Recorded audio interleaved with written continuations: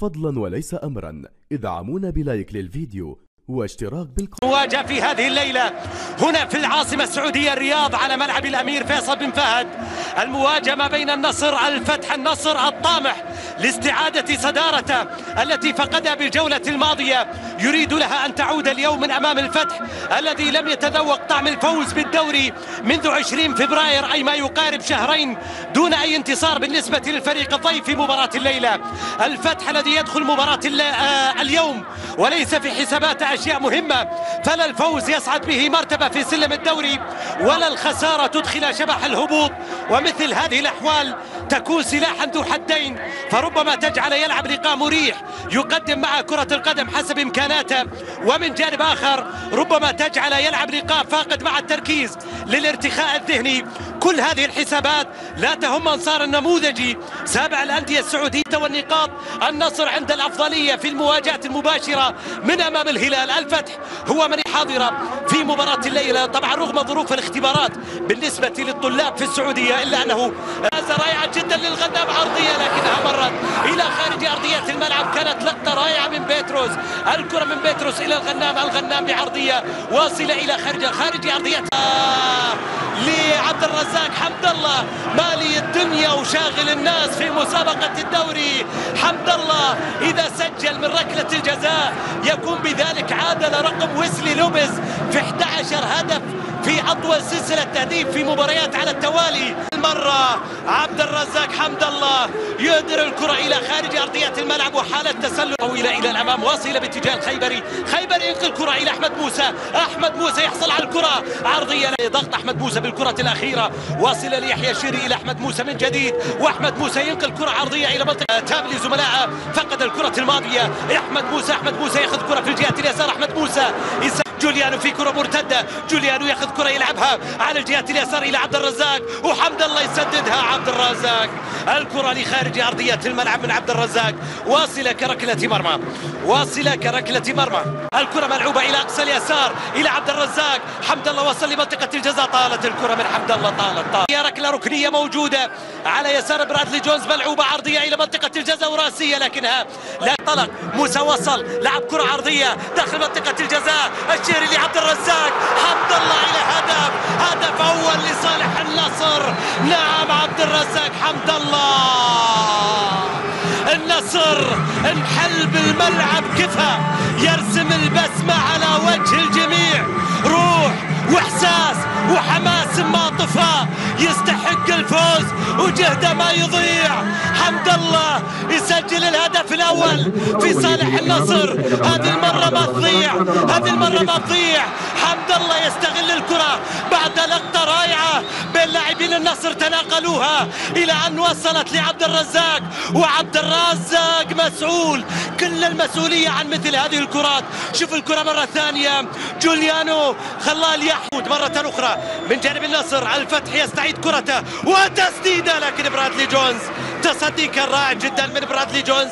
الكرة تعود إلى ماتياس في منطقة المباراة الأول.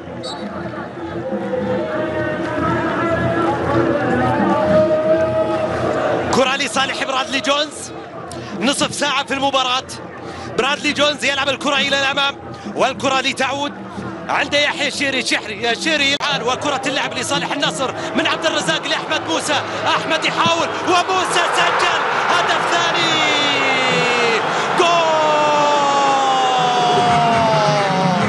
هدف ثاني لصالح النصر، أحمد موسى اللي سجل الثاني للنصر. نعم قلت بأنه النصر أتى لمباراة الليلة ليس فقط ليسجل، ليس فقط لينتصر، بل ليشبع رغبة جماهيره بأجمل أداء وبأفضل عطاء. شوف الكرة مرة أخرى لصالح النصر، العالمية ليست شعار يتردد بل عطاء يتجدد. أحمد موسى في لقطة رائعة جدا، أحمد موسى يسجل نظرا من لاعبين الفتح هذه الليلة. الكرة ملعوبة على الجهة اليمين وتسديدة، لكن النصر كان بمن حضر. الكرة ملعوبة على الجهة اليمين، الغنام عرضية في هذه المباراة راسية، لكنها وركلة ركنية ملعوبة إلى منطقة الجزاء، إلى ركلة ركنية، والكرة مرة إلى ركلة ركنية لصالح النصر. دقيقة واحدة النصر يقول إن شاء الله جاتني وإن شاء الله الليلة المباراة اللي واجه فيها هجمات متكررة من كل الأماكن ومن كل الاتجاهات. الكرة الراسية إلى خارج أرضية الملعب إلى ركلة ركنية، الركلة الركنية لصالح النصر، ركلة ركنية في صالح النصر مع تواجد عدد من لاعبين النصر من اجل الاستفاده من الكره الراسيه. ما يكون هو افضلهم على الاطلاق، يقابل محمد نعماني اللاعب الاطول في هذه المباراه. محمد نعماني وركله ركنيه ملعوبه الى منطقه الجزاء والكره مرت الى خارج ارضيه الملعب واصله كركله مرمى في صالح النصر او في صالح الفتح. ماكسيم كوفال يرسل كره الى الامام، الكره مرسله لصالح الفتح مقطوعه. لعبة الكرة ضمن مباريات دوري كأس الأمير محمد بن سلمان المقامة هنا على ملعب الأمير فيصل بن فهد في العاصمة. الإمكانات كبيرة ما بين الفريقين، لذلك النصر قال كلمته في الشوط. اللعبة في الجهة اليمنى، الكرة لماتياس يلعبها عرضية وبالراس لكنها وصل أحمد مع الكرة ملعوبة إلى عبد الرزاق. 4 جول، هدف رابع لصالح العالمي.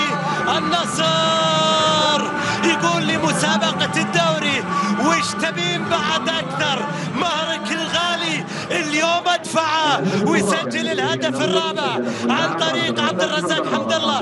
انطلاقه ما فيها تسلل ابدا. احمد موسى وصل للكره، احمد موسى لعبها الى عبد الرزاق وحمد الله يسجل الهدف الرابع. والنصر يدفع مهر مسابقه الدوري بالكامل، يسجل الهدف الرابع. 4 أهداف لصالح النصر في مباراه جاء فيها النصر لاجل ان يحتفل مع جماهيره. في الكرة لصالح الآن في وسط الميدان، يحيى الشهري لسلطان الغنام، والغنام يرسل كوفال من كل جانب. الآن في شوط المباراة الثاني فقط اكتفى بالهدف الرابع الذي سجل خالد مسعد. في الاتحاد سالم سويد، وايضا في الاهلي ابراهيم جوليانو.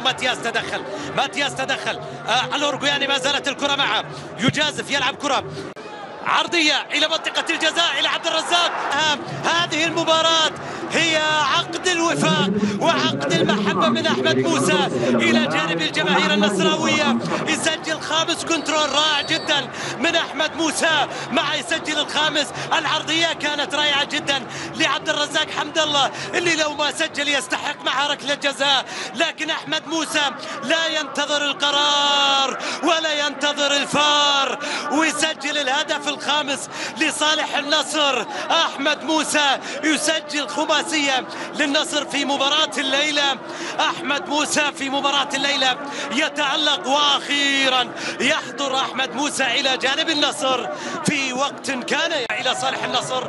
النصر عند محاولة يحيى إلى أحمد موسى في تسديد الله.